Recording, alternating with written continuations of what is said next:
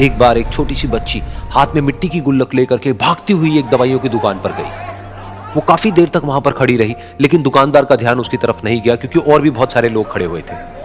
उसने दुकानदार को कई बार बुलाया, लेकिन वहां पर भीड़ इतनी थी कि दुकानदार का ध्यान उसकी तरफ गया ही नहीं। और फिर उस बच्ची को थोड़ा सा गुस्सा आया तो उसने अपनी मिट्टी की गुल्लक लेकर के वहीं काउंटर पर जोर से रख दी, जिसके बाद में जो दुकानदार था और जितने भी लोग खड़े थे वो सब उस बच्ची की तरफ देखने लग गए। और फिर उस दुकानदार ने उस बच्ची से पूछा, बेटे आपको क्या चाहिए? तो वो बड़े ही भोलेपन से बोली कि मुझे एक चमत्कार चाहिए।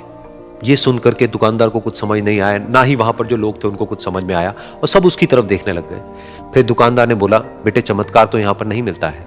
तो बच्ची को लगा कि वो उससे झूठ बोल रहा है, तो बच्ची ने कहा कि मेरी गुल्लक में बहुत पैसे हैं, आप बताओ आपको कितने पैसे चाहिए, लेकिन मैं आज यहां से चमत्कार लेकर के ही जाऊंगी। तो वहीं काउंटर पे एक और आदमी खड़ा था, उसने उस बच्ची से पूछा कि बेटे क्यों चाहिए तुमको चमत्कार?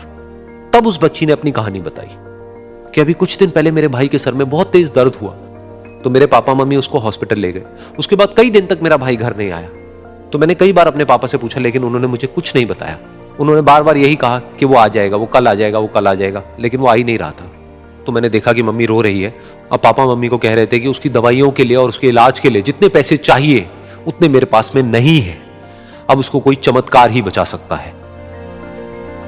तब मुझे लगा कि अगर मेरे पापा के पास में इतने पैसे नहीं भी हैं तो क्या हुआ, मेरे पास में तो है। तो मैंने जितने भी पैसे जोड़ रखे हैं वो सारे लेकर के मैं इस दवाई की दुकान पर आई। फिर उस आदमी ने उस बच्ची से पूछा, कितने पैसे हैं तुम्हारे पास में? ये सुनते ही उस बच्ची ने अपनी गुल्लक उठाई, जमीन पर फेंकी और तोड़ दी, और पैसे गिनने लग गई। बाकी सब लोग खड़े होकर के उसको देख रहे थे। थोड़ी देर बाद उसने सारे पैसे अपने हाथ में इकट्ठे किए और बोली, मेरे पास में पूरे 19 रुपए हैं।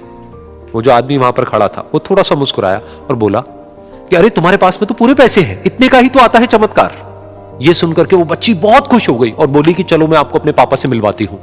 बाद में पता लगा कि वो आदमी कोई आम आदमी नहीं था, बल्कि एक बहुत बड़ा न्यूरोसर्जन था, और उसने सिर्फ 19 रुपए में उसके भाई की सर्जरी करी, और कुछ ही दिन बाद वो ठीक होकर के घर वापस आ गया। फिर कुछ दिन बाद वो बच्ची, उसका भाई, उसके पापा, उसकी मम्मी चारों एक साथ बैठे हुए थे और बात कर रहे थे। तो उसकी मम्मी ने उसके पापा से पूछा कि अब तो बता दो ये चमत्कार आपने किया कैसे?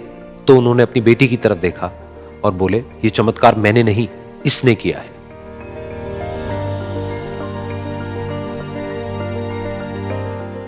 तो यहां पर एक बहुत बड़ी बात है जो हम उस छोटी सी बच्ची से सीख सकते हैं कि जिंदगी में कभी कभी ऐसा होता है कि हमको कोई रास्ता नजर नहीं आ रहा होता है और हम लोग हिम्मत हार जाते हैं। तब हमारे अंदर एक बच्चा होता है जो कोशिश करने से कभी भी पीछे नहीं हटता है। वो हार मानने को तैयार नहीं होता है क्योंकि उसको ना शब्द समझ नहीं आता है। वो बच्चा जिसके लिए कुछ भी नामुमकिन नहीं है, क्योंकि वो हर हाल में कोशिश करता ही रहता है।